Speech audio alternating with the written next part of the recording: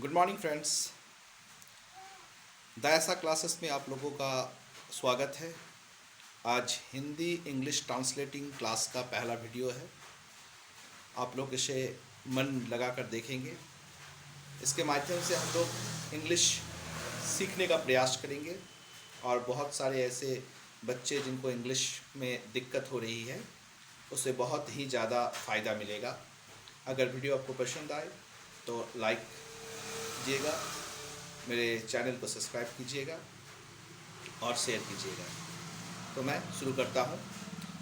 कुछ ऐसे हिंदी सेंटेंस हैं जिसे हम अपने जीवन में अक्सर प्रयोग करते हैं। कहाँ करते हैं? तो हम अपने मित्रों के साथ करते हैं, अपने घर में करते हैं, अपने आस पड़ोस में करते हैं। हम अपने सामान्य बोलचाल की भाषा में ऐसे सेंटेंस का अक्सर सहारा लेते हैं और प्रत्येक वैसे सेंटेंस जिसको हम लोग धीरे धीरे पकड़ेंगे और सभी सेंटेंस को कैसे हिंदी से इंग्लिश में ट्रांसलेट करेंगे ये हम लोग बारी बारी से जानेंगे। यह Hindi English translating series continue जो सीरीज चलेंगे उसे आपको फॉलो करना है। तो स्टार्ट करते हैं। आज का ये जो टॉपिक्स है, हम कुछ ऐसे सेंटेंस के बारे में बता रहे हैं जो हम यूज करते हैं।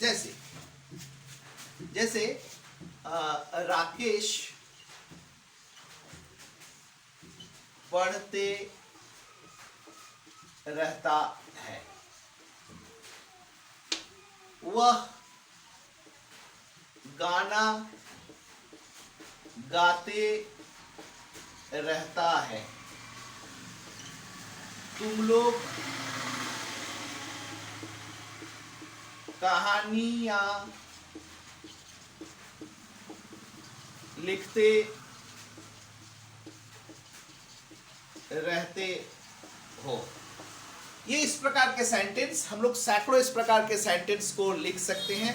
सैकड़ों सेंटेंस हम लोग ऐसे अपने कॉपी में उतार सकते हैं और हम लोग ऐसे सेंटेंस का प्रयोग करते हैं। तो ऐसे सेंटेंस को हम लोग हिंदी से इंग्लिश में कैसे बदलेंगे, तो हम लोग कैसे बदलेंगे इसको देखते हैं। ऐसे सेंटेंस जो है, ये रहता है, ये रहता है, रहते हैं, ये प्रेजेंट इंडेफिनिट के अंतर्गत आते हैं। लेकिन प्रेजेंट इंडेफिनिट के अंतर्गत आते हुए भी यहाँ पर प्रेजेंट इंडेफिनिट के अंतर्गत आते हुए भी हम लोग इस सेंटेंस में V4 का प्रयोग करेंगे। वो हमें देखना है कैसे। तो ऐसे सेंटेंस को सबसे पहले बनाने के लिए हमें सब्जेक्ट का प्रयोग करना पड़ेगा और सब्जेक्ट के बाद गो या गोज का प्रयोग करना पड़ेगा। उसके बाद हमें एक प्रीपोजिशन का प्रयोग करना पड़ेगा ऑन। उसके बाद मेन वर्ब का हमें चौथा रूप का प्रयोग करना पड़ेगा। फिर हमें ऑब्जेक्ट का प्रयोग करना पड़ेगा और फुल स्टॉप लगाना पड़ेगा। ये इस प्रकार के सभी सेंटेंस को हम इस फॉर्मूला के माध्यम का प्रयोग करके हिंदी से इंग्लिश में बदल सकते हैं। हम देख लेते हैं। ये जो पहला सेंटेंस है, राकेश पढ़ते रहता है, इसका सब्जेक्ट हो गया राकेश। हम लोग यहाँ पर लिखेंगे राकेश। राकेश के साथ गो या गोज लगाएंगे, तो Rakesh third person singular number होने के वजह से यहाँ पर गोज लगाएंगे। गोज के साथ ऑन का प्रयोग करेंगे। Rakesh goes on. Goes on के बाद हम लोग क्या करेंगे? मेन वर्ब पढ़ना है तो रीड से हम लोग यहाँ पर वर्ब फोड़ करेंगे तो रीडिंग हो जाएगा।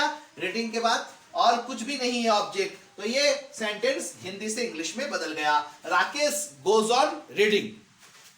उसके बाद वह गाना गाते रहता है। यहाँ पर सब्जेक्ट हो गया ही के साथ फिर वही गो लगाएंगे, गोज लगाएंगे, तो ही थर्ड पर्सन सिंगुलर नंबर होने की वजह से गोज लगाएंगे। एक लगाएंगे यहाँ पर ऑन, ही गोज ऑन। क्या है? गाने का इंग्लिश होता है सिंग, इसमें आईएनजी जोड़ेंगे, सिंगिंग। सिंगिंग क्या करता है? यहाँ पर गाना ऑब्जेक्ट है तो यहाँ पर आ सॉन्ग हम लोग लिख देंगे, आ सॉन्ग। तो टोटल सेंटेंस क्या पढ़ेंगे? He goes on singing a song. उसके बाद तुम लोग कहानियां लिखते रहते हो, तो यहाँ पर लिखेंगे यू। ये यू सब्जेक्ट हो गया। यू के साथ गो लगाएंगे ना गोज लगाएंगे, इसके साथ गो लगाएंगे। फिर यहाँ पर ऑन का प्रयोग होगा, गो ऑन गोज ऑन का प्रयोग करना पड़ता है, तो यू गो ऑन। फिर क्या है? लिखना। लिखने का इंग्लिश होता है राइट। राइट के साथ आईएनजी जोड़ेंगे तो राइटिंग हो जाएगा। राइटिंग के साथ क्या हो जाएगा? स्टोरीज। STORIES, stories. तो हो जाएगा you go on writing stories. इस तरह से हम लोग सब्जेक्ट गो और गोज ऑन का प्रयोग करके मेन वर्ब के साथ चौथे फॉर्म को लगाकर हम लोग ऑब्जेक्ट का प्रयोग करेंगे और इस प्रकार के सभी सेंटेंस को हम लोग हिंदी से इंग्लिश में बदल सकते हैं। जानकारी के लिए मैं और एक चीज बता दूं कि हम जब इंग्लिश ग्रामर पढ़ते हैं तो हम इंग्लिश ग्रामर में एक आइटम पढ़ते हैं प्रीपोजिशन। प्रीपोजिशन एक टफेस्ट आइटम है। एक शॉर्टकट और एक ट्रिक्स के माध्यम से इसे पढ़ना बहुत जरूरी होता है। मैं एक विशेष बात प्रीपोजिशन में बता दूं कि इंग्लिश ग्रामर में टोटल 54 प्रीपोजिशन होते हैं, 55 प्रीपोजिशन होते हैं। इंग्लिश ग्रामर में टोटल 55 प्रीपोजिशन होते हैं, उसमें 54 प्रीपोजिशन एक तरफ होता है और एक प्रीपोजिशन एक तरफ होता है। इसका मतलब प्रीपोजिशन को हम दो भागों में बांट देते हैं। एक भाग में 54 प्रीपोजिशन होता है और एक भाग में एक प्रीपोजिशन होता है। तो वह एक प्रीपोजिशन कौन? टू ही एकमात्र प्रीपोजिशन है। तो वह 2 प्रीपोजिशन और 54 प्रीपोजिशन। तो 54 प्रीपोजिशन के बाद जब हम मेन वर्ब का प्रयोग करेंगे तो वह हमेशा आईएनजी के साथ आएगा और 2 के बाद जब भी हम किसी मेन वर्ब का प्रयोग करेंगे तो वह हमेशा ओरिजिनल फॉर्म में अर्थात V1 में आएगा।